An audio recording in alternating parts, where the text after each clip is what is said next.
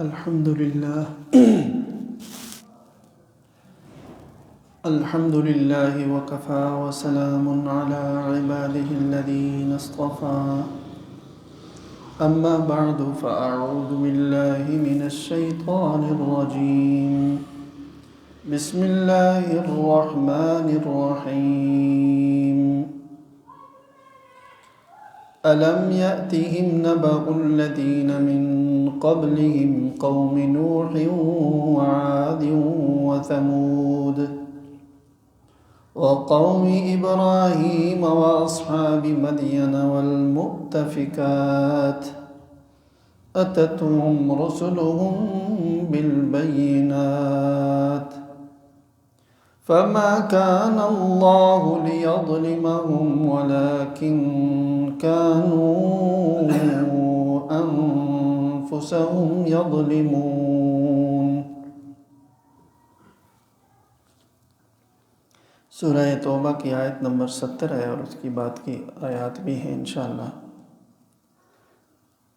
اس سے گزشتہ جو اس سے بالکل متصل آیات ہیں، کل بھی ہم نے ان کا ترجمہ اور مفہوم سمجھنے کی کوشش کی تھی، تو ان میں سب میں بیان تھا منافقین کی سازشیں، ان کی بری عادتیں، برے اخلاق،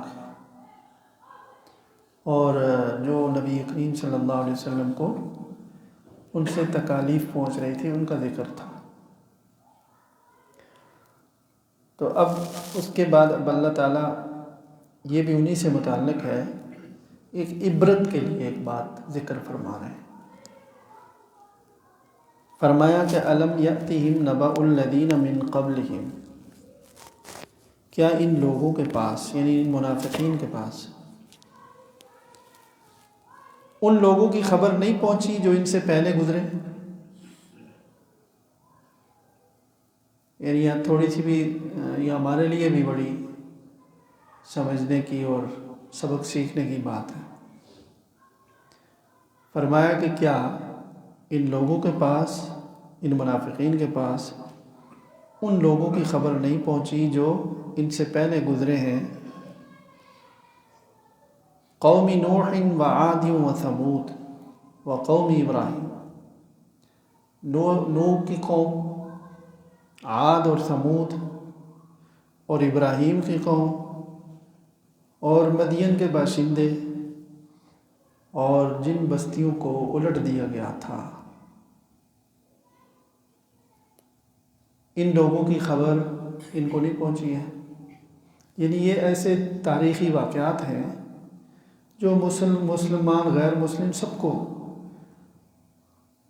پتہ ہے، تفصیلات میں فرق ہوگا، کسی کو زیادہ پتہ، کسی کو کم پتہ، لیکن یہ کہ مشرکین جو مکہ تھے، چونکہ وہ یہود نصارہ سے ان کی ملاقاتیں اسی معاشرے میں رہتے تھے، تو پچھلی کتابوں میں ان کا ذکر تھا، اور خود یہ جو بعض قومیں جیسے عاد، ثمود اور مدین والے ہیں، یہ تو بالکل جزیرہ عرب میں یہ قومیں گزری ہیں، تو ان کے واقعات سینہ بسینہ کچھ نہ کچھ کہانیاں وہ اپنے آباء و اجداد سے بھی سنتے آئے تھے۔ اور حضرت نوح علیہ السلام کی قوم جس کو غرق کر دیا گیا تھا، اور عاد اور ثمود جو قومیں تھیں، عاد کی طرف جو ہے نا حضرت ہود علیہ السلام پیغمبر بنا کر بھیجے گئے تھے، تو جب اس نے ان قوموں نے اللہ کے رسول کی نہیں سنی، نہیں مانی، تو ایک آندھی آئی تھی۔ یہ بڑی طاقتور قوم تھی، بڑے قد کاٹ والے، درختوں کی طرح اونچے مضبوط لوگ ہوتے تھے، تو اس آندھی نے ان سب کو تباہ اور برباد کیا تھا۔ اور ثمود حضرت صالح کی قوم تھی، ان کو بھی ایک چیخ، ایک ایسی چنگاڑ، اس سے وہ ساری ہلاک ہو گئی تھی۔ مدین، حضرت شعیب علیہ السلام، مدین کی بستیاں جو تھیں، حضرت شعیب علیہ السلام کی قوم یہاں رہتی تھی، وہ بھی خاص طور پر جو ان کے بہت سارے گناہ تھے، ان میں یہ ناپ تول میں بہت کمی زیادتی کرتے تھے،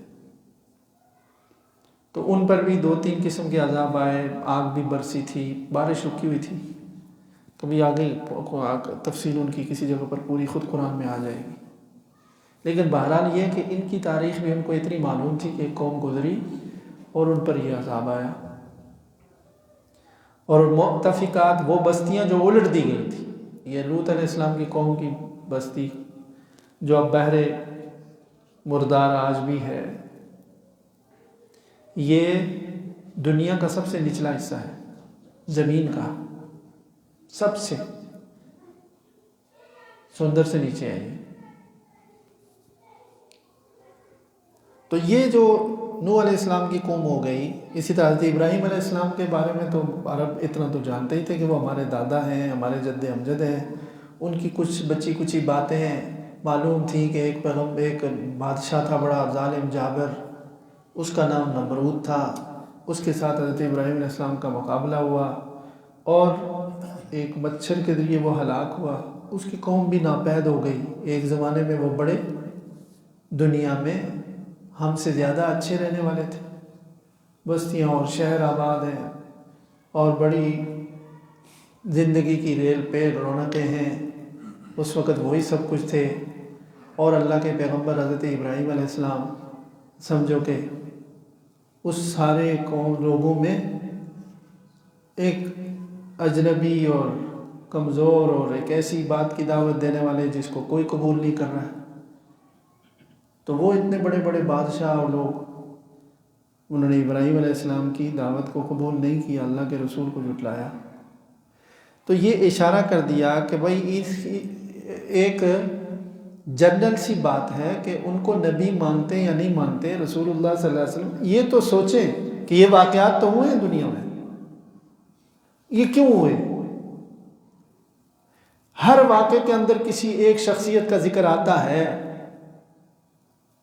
اور وہ وہی ہے جس کو اللہ کا رسول اور نبی کہا جاتا ہے۔ اسی طرح رسول اللہ صلی اللہ علیہ وسلم بالکل وہی دعوت دے رہے ہیں جیسے ان شخصیات دیتے ہیں۔ ان کو نہ ماننے والوں کا انجام کیا ہوگا؟ اور یہ منافقین جو ہیں، یہ کلمہ پڑھ کر کے ساتھ ہونے کے باوجود پھر اندر کفر چھپایا ہوا ہے، پورا اخلاص نہیں ہے۔ تو اب سوچ لیں کہ وہ جو قومیں تھیں اتنی دنیا میں آئی، تہذیب آئی، فنا ہو گئی تھی، جس دنیا کی لالچ اور محبت میں تم پڑے ہوئے، یہ کوئی ہمیشہ رہے گی تمہارے پاس؟ یہ فرمایا یہاں۔ تو یہ ان کی بات مکمل ہو گئی، جو منافقین کا تذکرہ تھا، پہلے ان کا عذاب بھی ذکر کیا اور آخر میں پھر یہ ایک عبرت کے لیے۔ کبھی کبھی آدمی کو یہ ہوتا ہے نا کہ یہ جو دنیا کی بیماری ہے نا، دنیا کا نشہ ہے، جو دنیا کی محبت ہے، ساری گناہوں کی جڑ یہ ہے، یہ کانٹا نکل جائے تو انسان فرشتہ بن جائے، اسی کی محبت میں تو سب کچھ کرتا ہے۔ تو کبھی اس کی محبت یعنی اس نشہ اور اس کی برائی اس سے بھی کم ہوتی ہے، یا کچھ تھوڑا آدمی کی آنکھ کھلتی ہے کہ دیکھو اتنے لوگ قومیں آئیں گزر گئے، میں نے کب تک رہنا ہے؟ تو کس لیے میں برائی کروں، گناہ کروں؟ یا یہ کہ تھوڑی سی اگر میں نے مشقت کر دی اللہ کے فرض ادا کرنے میں، اللہ کا حکم ماننے میں، تو کون سی کوئی صدیوں پر محیط میری زندگی ہے، تھوڑی سی تو ہے، کامیابی سے گزر جائے گی۔ یہ دیکھیں کیسی لوگ آئے تھے، کیسی بستیاں تھیں، وہ ختم ہو گئی۔ میں اپنے آپ کو عبادت کے لیے فارغ کرنے کے لیے، اللہ کے حکموں کو پورا کرنے کے بجائے دنیا کی اس میں ہوس میں ہوں کہ مجھے زیادہ سے زیادہ ہو اور میں اعلیٰ سے اعلیٰ ہو، کیا نتیجہ ہوگا؟ یہ اتنے جو لوگ آئے کدھر چلے گئے؟ ان کو کیا ملا تھا؟ یہ قرآن دیکھیں، اللہ کا کلام ہے، مختلف طریقوں سے تزکیہ ہو رہا ہے، تربیت ہو رہی ہے، بیماریوں کا علاج ہو رہا ہے، جو انسانوں کو سب گم ہو جاتا ہے انسان نا۔ تو منافقین کو سنایا جا رہا ہے تو قیامت تک کے آنے والے انسانوں کے لیے کہ یہ سوچو، ہمارے سامنے بھی کتنے لوگ ہیں، چاہے مسلمان ہی صحیح، کوئی ضرور نہیں کافر ہوں، ہر انسان کے سامنے ایک تاریخ ہے کہ کتنے لوگ تھے، کدھر چلے گئے، کتنے اچھے تھے، کیسے چلتے پھرتے تھے انہی گلی کوچوں میں، انہی بازاروں میں، انہی شہروں میں، گاؤں کے گاؤں آباد کیے، اور کتنا نام تھا، نمود تھا، کر و فر تھی، تاریخ کا حصہ بن گیا، کس سے کہانیاں رہ گئی۔ تو آدمی سوچے کہ میں نے بھی اس طرح ختم ہو جانا ہے، تو کیوں اپنے آپ کو پردے میں رکھوں؟ تو جو صحیح کام ہے وہ کر لینا چاہیے، جو ایک حقیقت ہے اس پر آ جانا چاہیے، جیسے یہاں فرمایا۔ اب آگے فرمایا فما کان اللہ لیظلمہم ولکن کانوا انفسہم یظلمون، کہ کیا ان منافقین کو نوح علیہ السلام کی قوم، عاد اور سمود، حضرت ابراہیم علیہ السلام کی قوم اور حضرت شعیب علیہ السلام کی قوم اور جن بستیوں کو الٹ دیا گیا تھا ان کی کوئی خبر اطلاع تھی یا نہیں ہے ان کو، تو ان کا انجام بھی پتہ ہے۔ تو پھر اس پر فرمایا کہ انہوں نے جب اللہ کے نبیوں کو جھٹلایا تو وہ تباہ اور برباد کر دیے گئے، اور وہ تباہ اور برباد جو ہوئے تو اللہ نے ان پر ظلم نہیں کیا۔ وما کان اللہ لیظلمہم، اور اللہ ایسا نہیں تھا کہ ان پر ظلم کرتا، ولکن کانوا انفسہم یظلمون، انہوں نے خود اپنے اوپر ظلم کیا۔ یہ بتانا ہے کہ ایسا نہیں ہے کہ کوئی کسی اللہ تعالیٰ کو غصہ آ گیا تو جرم تو تھا نہیں، مار دیا۔ اللہ تعالیٰ ایسا نہیں کرتے۔ جو قوم اپنے اختیار سے خود کسی غلط روش پر، غلط طریقے پر، غلط زندگی گزارنے پر طے کر لیتی ہے، کوئی فرد ہو یا جماعت ہو یا قوم ہو، ایک ہو یا کہیں ہو، اور پھر وہ اچھی بات کو، سیدھی بات کو قبول ہی نہیں کرتے، تو پھر ان کے لیے قدرت کا فیصلہ ہوتا ہے کہ ٹھیک ہے پھر اسی پر ہو، تو اس کا نتیجہ پھر یہ ہوتا ہے۔ تو اللہ کا جو عذاب آتا ہے تو وہ لوگوں کے خود ایک خاص قسم کا گناہ والی زندگی گزارنے کا عزم کر لینا اور وہ طریقہ اپنا لینا، اس پر خوش ہو کر اسی پر زندگی گزارنا۔ جب یہ فیصلہ کر لیتے ہیں، دین کی بات بتاؤ بھی تو ادھر سے سنی، ادھر سے نکال دیں، ارے یار چھوڑو، بس رہنے دو، اللہ بچائے۔ بعض مسلمانوں کے اندر بھی یہ ہو جاتا ہے، دین کی بات نہیں سنیں گے تو یہ کیا ہے، طے کر لیا ہے کہ بس اسی طرح زندگی گزارنی ہے، تو پھر یہی ہوگا، پھر اللہ کا بھی فیصلہ یہ ہوگا کہ ٹھیک ہے یہی کرو، پھر تو اس کا انجام بھی وہ ہوگا جو ہونا چاہیے۔ یہ کافروں کی روش تھی، منافقین ان قوموں کی، تو فرمایا اللہ نے ان پر ظلم نہیں کیا، انہوں نے اپنی جانوں پر خود ظلم کیا، یعنی اپنے اختیار سے ایک طرز زندگی اپنائی جو اللہ کی نافرمانی پر مشتمل تھی اور نبی کی نافرمانی پر مشتمل تھی، تو اس کا نتیجہ وہی ہوگا جو ہوا۔ اب آگے دیکھیں، دو کالم ہیں ایک طرح سے، یعنی دو کردار اللہ تعالیٰ دکھا رہے ہیں قرآن کریم میں۔ ایک یہ منافقین کا جو ہم 3 دن سے پڑھ رہے ہیں، اب آگے تاکہ ایک جو قرآن کو پڑھنے والا آدمی ہے، دیکھنے والا ہے نا، تو اس کے سامنے دونوں گویا کے کردار آئینے کی طرح رکھتی ہے۔ اب آگے جو کردار ہے وہ ایمان والوں کا ہے۔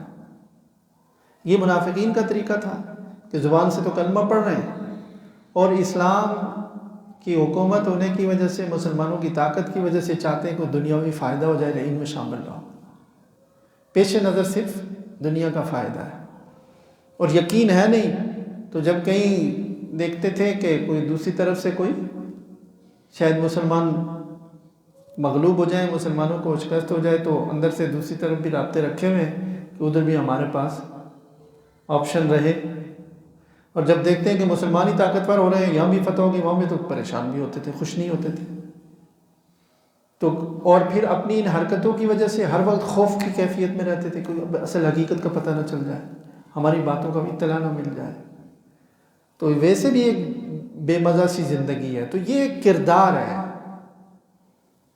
تو قرآن پڑھنے والا دیکھے کہ بھائی میں کہیں منافقین والا کردار تو نہیں اپنا رہا ہوں اپنی زندگی میں۔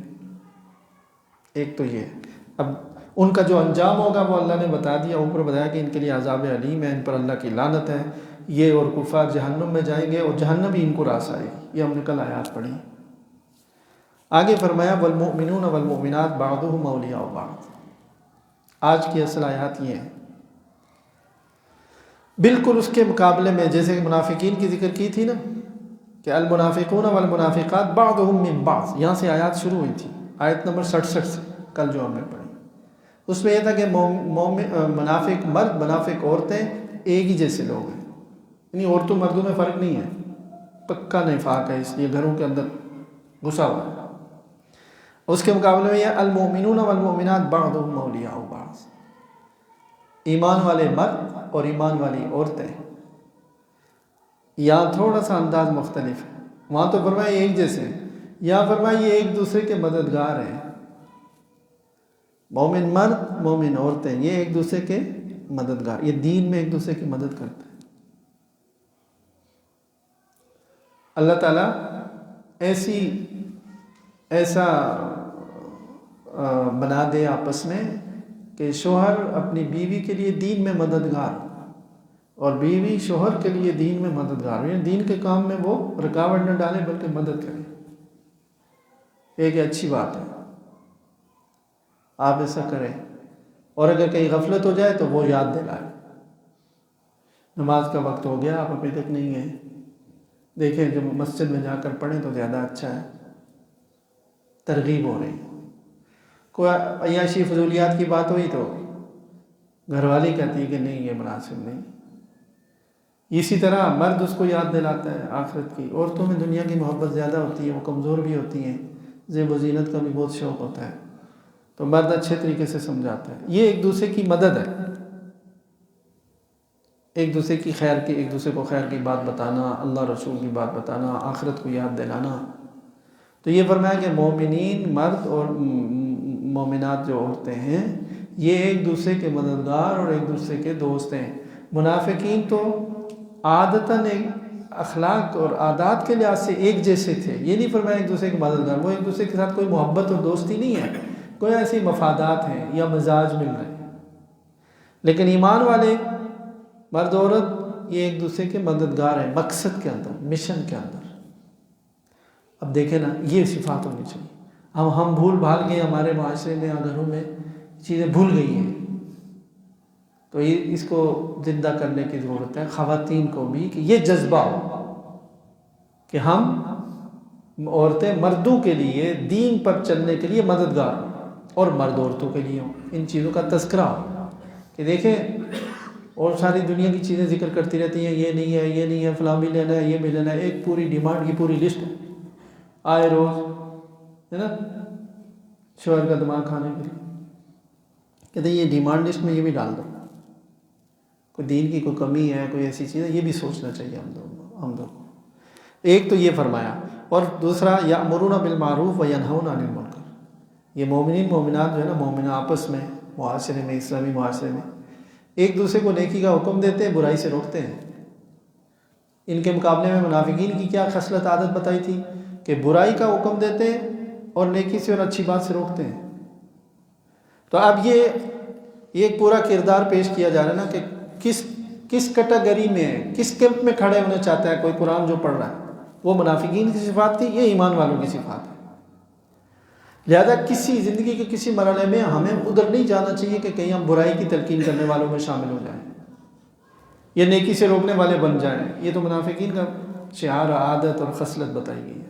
ایمان والے مرد اور ایمان والے عورتیں، عورتوں کو یہ بتایا جائے۔ دیکھیں وہ بعض اوقات مسئلہ کھڑا کر دیتی ہیں، کوئی دین کا کوئی مسئلہ آ گیا، رسم و رواج کا مسئلہ آ گیا، شادی بیاہ کے موقع پر دنیا جھانکی، 5 وقتہ نمازی بھی ہوگی نا تو وہ رسم کو نہیں چھوڑے گی، یہ تو ضروری ہے، برادری میں ناک کٹ جائے گی۔ تو کہیں دیکھو یہ برائی کا حکم نہ کرو اور نیکی سے روکنے والی نہ بنو، یہ تو ایمان والوں کی صفات نہیں ہے، یہ تو منافقین کی صفات ہے، تو ان جیسا ہمیں نہیں بننا چاہیے۔ تو کیا صفت ہے مومنین کی؟ فرمایا یہ نیکی کا حکم دیتے ہیں، برائی سے روکتے ہیں، یعنی یہ ہونا چاہیے، یہ کہا جا رہا ہے کہ مومنین کی صفات ہونی چاہیے، یہ کرنے سے بھی صفت پیدا ہو جاتی ہے۔ کسی کام، کسی جماعت میں کہتے ہیں نا کہ دعوت دیں، دعوت دینے سے خود بھی اثر ہوگا، خود فائدہ ہوگا، یہ حقیقت ہے کہ آپ ایسا کریں تو وہ صفات پیدا ہو جائیں گی، اس کا آپ ذکر کریں، اس پر عمل کی کوشش کریں۔ آگے وَيُقِيمُونَ الصَّلَاةَ، یہ مومن مرد عورتوں کی صفت ہے۔ منافقین کی کیا صفت ہے؟ اس کے مقابلے میں اوپر ذکر ہوئی تھی نسوا اللہ فنسیہم، اللہ سے غافل، انہوں نے اللہ کو بلا دیا، اللہ نے بھی ان کو بلا دیا۔ منافقین کی اس کے مقابلے میں ایمان والوں کا کیا ہے کہ یہ نماز کا ہے، نماز اللہ کو یاد کرواتی ہے نا، اللہ کا ذکر ہے سب سے بڑا نماز. تو گویا یہ اللہ سے غافل نہیں ہے. جب یہ اللہ کو یاد کرتے ہیں تو اللہ نے بھی ان کو یاد رکھا ہوا ہے, اللہ نے ان کو نہیں بلایا. بالکل منافقین کے مقابلے میں یہ ایمان والوں کی صفات ہے. اور وَيُؤْتُونَ الزَّكَاةَ, کہ یہ زکوٰۃ دیتے ہیں, اللہ کے راستے میں مال خرچ کرتے ہیں. اور منافقین کا کیا تھا یہاں ان کے مقابلے میں وہاں تھا وَيَقْبِضُونَ أَيْدِيَهُمْ, انہوں نے اپنے ہاتھ بند رکھے ہوئے ہیں, اللہ کے راستے میں نہیں خرچ کرتے. تو ایمان والوں کو فرمایا کہ نہیں, یہ تو زکوٰۃ ادا کرتے ہیں اپنے مال کی پاکیزگی کے لیے. اور وَيُطِيعُونَ اللَّهَ وَرَسُولَهُ, منافقین کا تھا کہ ان المنافقین هم الفاسقون, یہ منافقین اللہ کے سخت نافرمان لوگ ہیں. ان کے مقابلے میں ایمان والوں کا آیا کہ یہ اللہ اور رسول کی مان کر چلنے والے. بالکل دو کالم ہیں, ایک کالم میں وہ صفات ہے, دوسرے کالم میں یہ ہے. آئینہ دکھایا جا رہا ہے کہ ایمان والوں کی یہ صفات ہے کہ یہ ہر کام میں اللہ رسول کی بات مان کر چلتے ہیں. جب پتہ چل گیا یہ اللہ کا حکم ہے, یہ اللہ کے رسول کی سنت ہے, گردن جھکا دیں, ٹھیک ہے, بس جب اللہ کے رسول کا یہ حکم ہے, یہ طریقہ ہے, اس سے بہتر کوئی طریقہ نہیں میرے لیے, نہ دنیا میں نہ آخرت.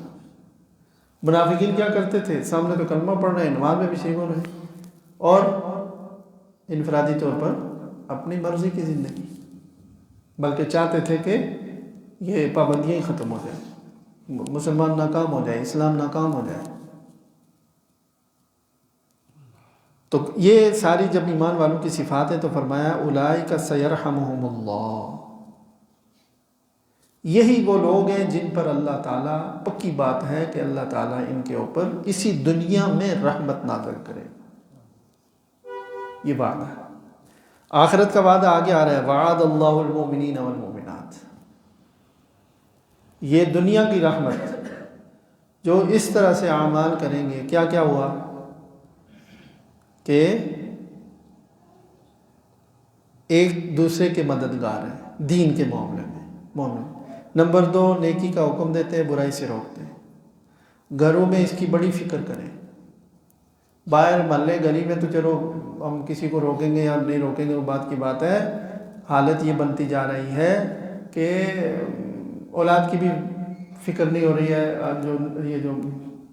جو نٹ ہے, جو وہ چیزیں ہیں ہم نے لے کر دے دی ہیں, گھروں میں سوچتے ہیں تو نماز پڑھ رہے ہیں نہیں پڑھ رہے, اور جناب علی ان کی کیا دلچسپیاں ہیں, اور گھر والوں نے نماز پڑھی ہے نہیں پڑھی ہے, کیا صورتحال ہے, پردے کا اہتمام ہے نہیں ہے, کیا خریداری ہو رہی ہے, فضول خرچیاں ہو رہی ہیں یا کہ صحیح ہے. یہ ساری چیزیں ہیں کہ جو اچھے طریقے سے برائی سے روکے اور اچھائی کی طرف دعوت دے. پھر اپنے ملنے جولنے والوں سے, دوستوں سے یہ ذہن میں رہے کہ بھائی کوئی اچھی بات کہہ دینی چاہیے, یہ بحیثیت مسلمان میرے ذمے ہے, دعوت دے دینی چاہیے اچھے طریقے سے. کوئی برائی نظر آئے اور نظر آتی ہے تو مناسب انداز میں ہر مسلمان کے ذمے آئی ہے.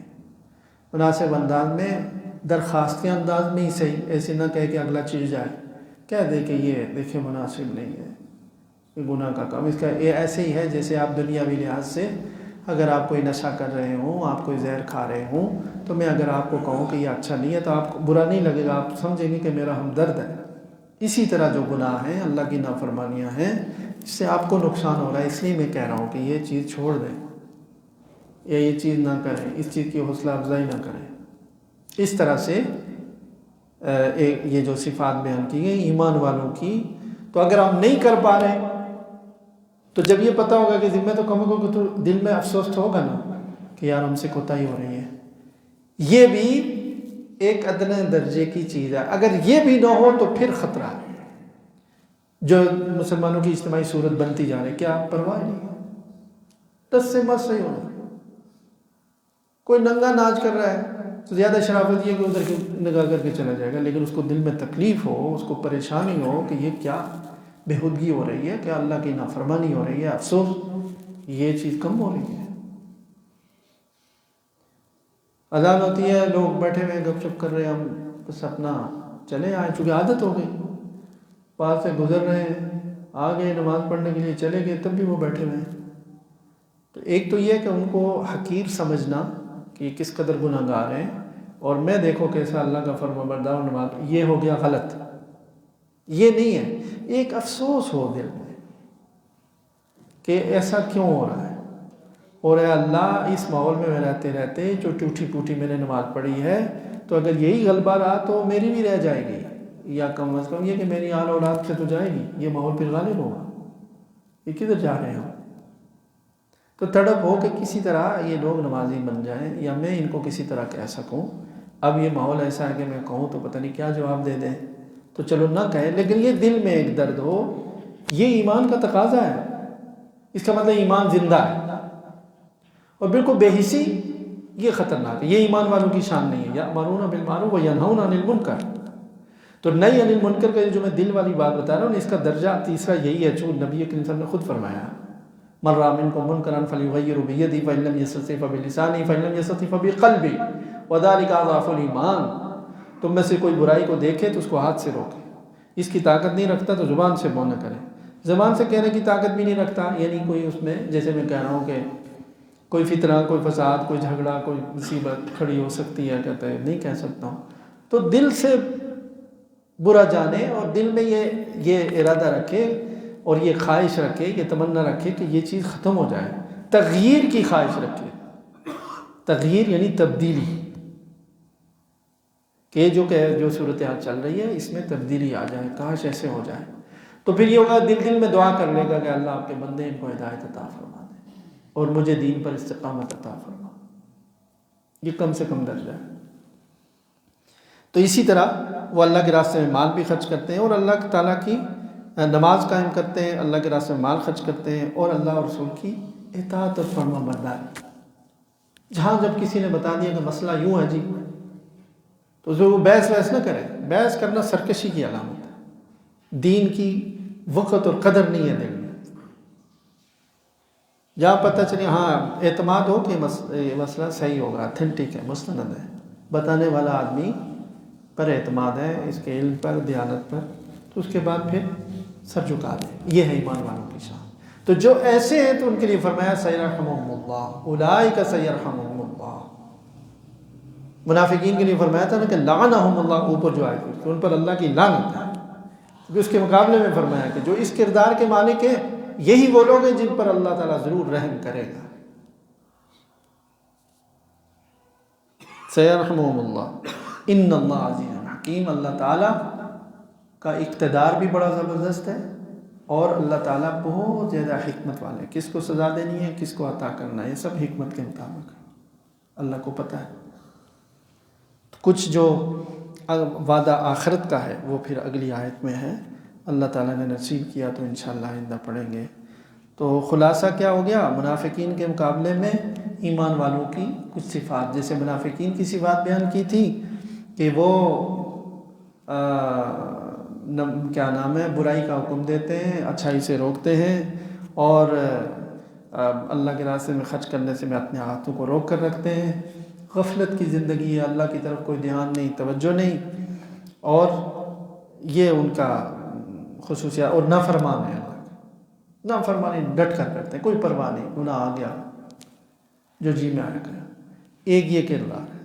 تو ہم اپنی زندگی میں سوچیں، یہ منافقین والی یعنی کلمہ تو ہم بھی پڑھ رہے ہیں، مسلمان ہیں نا، یہ ان منافقین کے تھے، وہ بھی کلمہ پڑھنے والے تھے. تو ٹھیک ہے، کافر تو الحمدللہ نہیں ہے، کہ ایسا نہیں ہے منافقین کی صف میں ہوں، اس کیمپ میں ہوں. اس کے مقابلے میں ایمان والوں کی صفات ہے. ایک تو یہ کہ دین کے معاملے میں ایک دوسرے کی مدد کرتے ہیں، نمبر 1. نمبر 2، وہ اچھائی کا حکم دیتے ہیں، اچھائی پھیلاتے ہیں، ایک دوسرے کو بتاتے ہیں، برائی سے روکتے ہیں، برائی سے نفرت کرتے ہیں، برائی کے اوپر کڑتے ہیں، پریشان ہوتے ہیں، اور نماز قائم کرتے ہیں، یعنی اللہ کے ذکر سے، اللہ کی یاد سے غافل نہیں ہے. اور یہ کہ ہر کام میں اللہ رسول کی اطاعت فرمانبرداری، کھل کر نافرمانی کرنا، گناہ کرنا. باقی یہ کہ گناہ ہوتے رہتے ہیں، جب بھی انسان دنیا میں جب تک ہے اس بات کا امکان موجود رہتا ہے. گناہ ہو جانا الگ بات ہے، اور گناہ کی زندگی پر چلنا یہ اور بات ہے. ایک نیک آدمی اس سے گناہ ہو گیا تو بس استغفار کر لے، اور ایک کہ گناہ والی زندگی ہے، کوئی مسلسل ایسی اختیار کی ہوئی ہے کوئی بھی چیز ہو، تو یہ نہیں ہوتا ایمان والوں کی صفات میں. تو یہ ہے کہ ان کے اوپر اللہ نے وعدہ کیا ہے کہ اسی دنیا میں اللہ رحم کرے. اللہ تعالیٰ ہمیں ایمان والوں میں شامل فرما دے. اور یہ صفات اللہ تعالیٰ ہم سب کے اندر پیدا فرما دے، سارے مسلمانوں میں۔ وآخر دعوانا